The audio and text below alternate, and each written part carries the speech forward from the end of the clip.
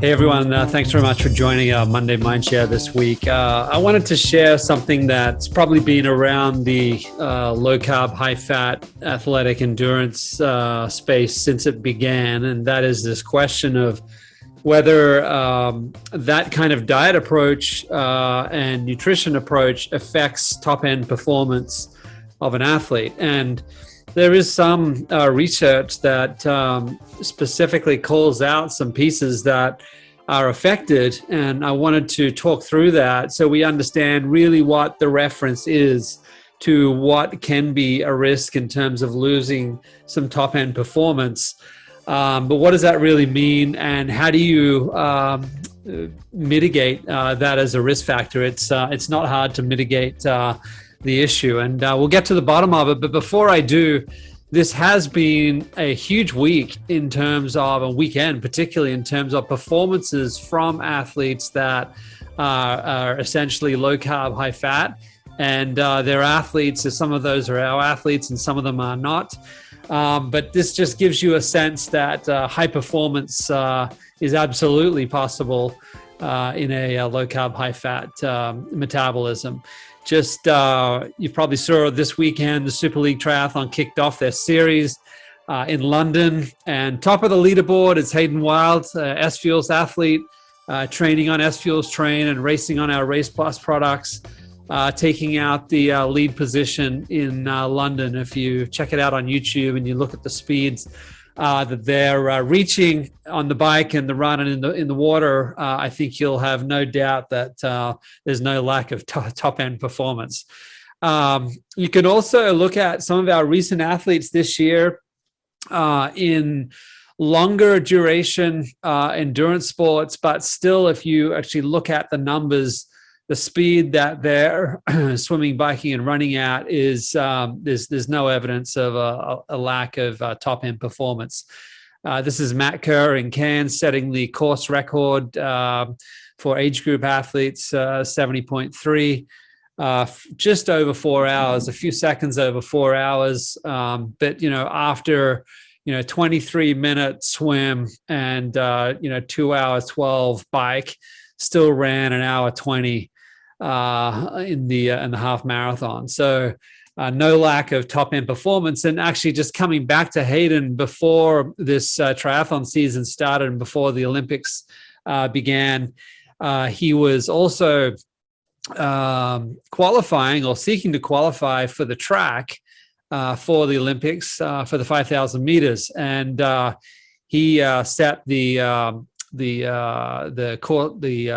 meet record that day for 5,000, a national champion for 5,000 meters, 13 minutes 43. So if there's any question about top end performance, hopefully some of those numbers will make you doubt. And the reason for that is that you can absolutely mitigate the risks of that top end performance being put at risk through low carb, high fat nutrition.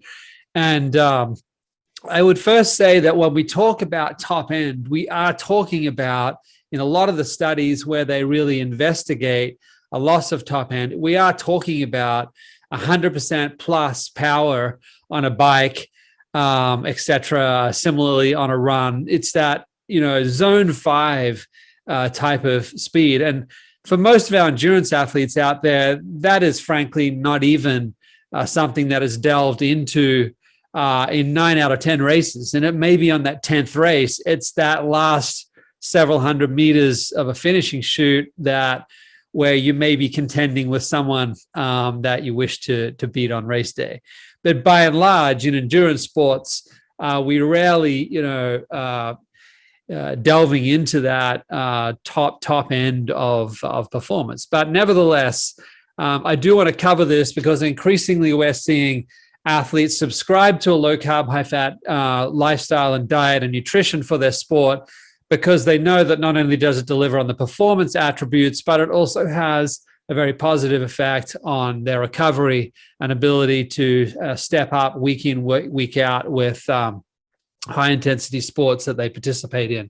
Football, soccer, tennis, hockey, basketball, the track, etc., swimming, So increasingly, we're seeing the adoption of this type of nutritional protocol for athletes in those sports. Now, I won't go into explicit detail that maybe this chart is showing, and I don't want to confuse or complex this any further than it needs to be. But the left-hand side of this chart is showing the route that carbohydrate takes through the gut, through the liver, into the bloodstream, and ultimately into the muscle cell.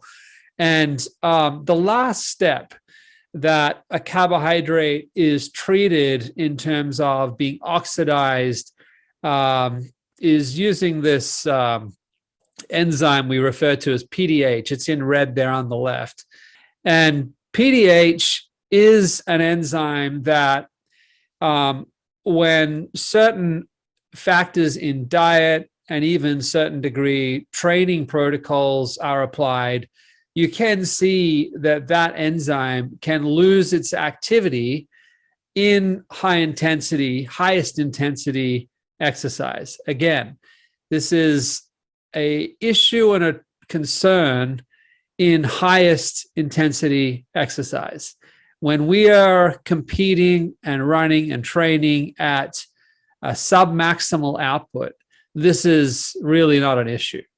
So this is a concern for when we are, again, competing or training at highest intensity output. And it's because it is thought that this particular enzyme does have a lower activity.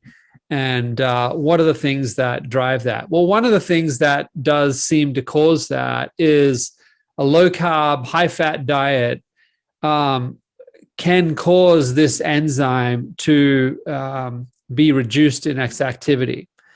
And this particular study goes into the detail of that. And there's multiple studies actually showing that, again, at high intensity exercise, highest intensity exercise, that enzyme can be slightly reduced. And it's not just through the diet. And when we say diet, it's such a generic term, and you really need to double click a little deeper into that. What you will find that it's not just the lowering of the carbohydrate that is causing that enzyme to be lower in activity, but even the type of fat will have an effect on that particular enzyme. And as you begin to reduce carbohydrate, the dependency on fat for fuel and oxidizing fat becomes extremely efficient. You can see the inverse happen to carbohydrate in that top end high intensity activity. But as we say, when we say diet, it's a very generic reference. There's another study here that we looked at, and this is a fairly recent study done on skeletal muscle in rats, where they looked at quite an extreme low-carb diet and that of a ketogenic diet. But the fat that they used wasn't a long-chain fats. Typically that would be your olive oils and nuts, etc. Many of those vegetable oils, etc.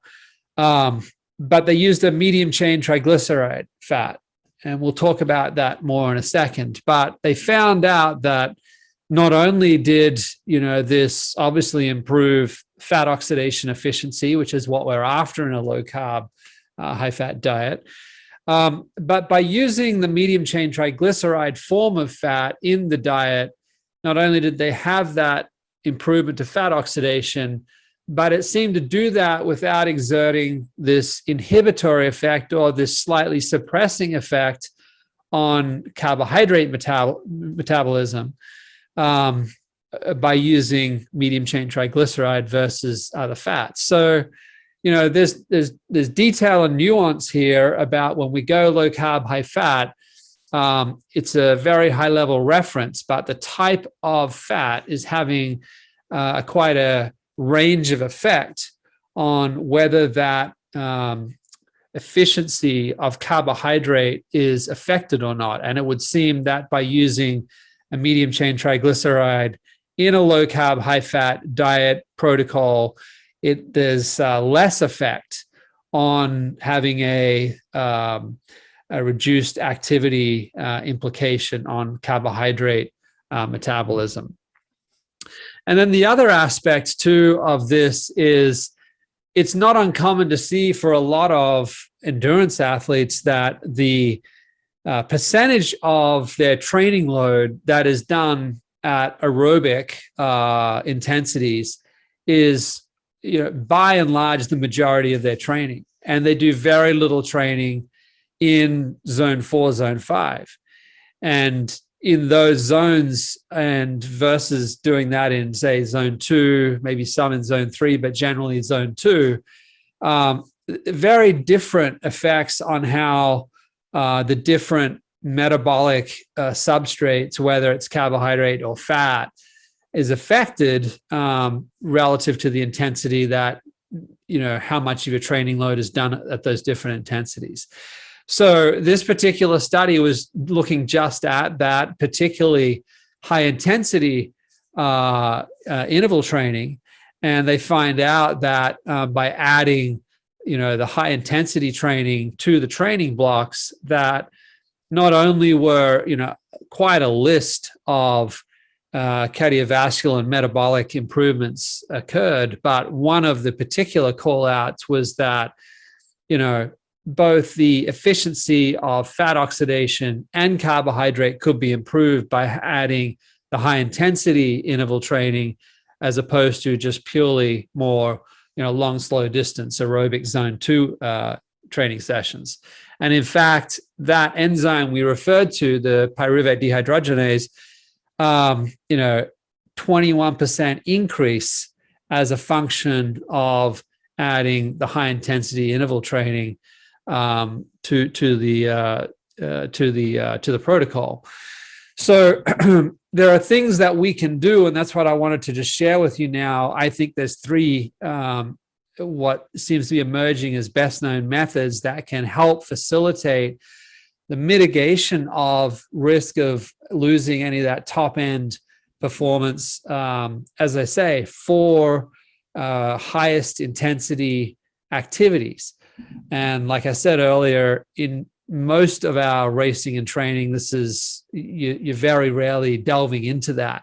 But if you do want to cover it off, here's the 3 BKMs. Firstly is that when we say low carb, high fat, that doesn't mean no carb. It means that you are still taking carbohydrate, and the form of it is very important. Having carbohydrate continues to, like any food that we take, continues to train the various digestive enzymes, the various metabolic enzymes to use that food, to use that form of substrate. And by doing that, we're continuing to train that metabolic pathway. And in this case, a carbohydrate. And typically for low carb, high fat athletes, depending upon where they are in their training blocks, that could be anything from 50 grams per day up to 150 grams per day in, highest load and volume and even intensity training loads. But this doesn't give you, that's not code for using simplified sugars and artificial sugar refined carbohydrates. We're still talking here about complex quality natural carbohydrates commonly seen in a lot of the vegetables, some of the berries, etc. The second point would be about using more medium chain triglycerides versus using long chain fats in the diet. So by medium chain triglyceride fats, we're talking about coconut oil, we're talking about butter, we're talking about milk, cheese, etc.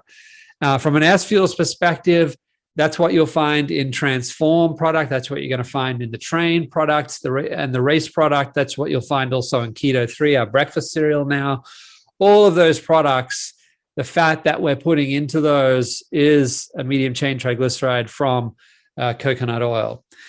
And then, around 6 weeks out to race day, a competition day, etc., we should be ensuring that we're adding high intensity training to the sessions. And if if you need guidance on that, I would direct you to the Endure IQ Today's Plan programs, or to Dan's Endure IQ community.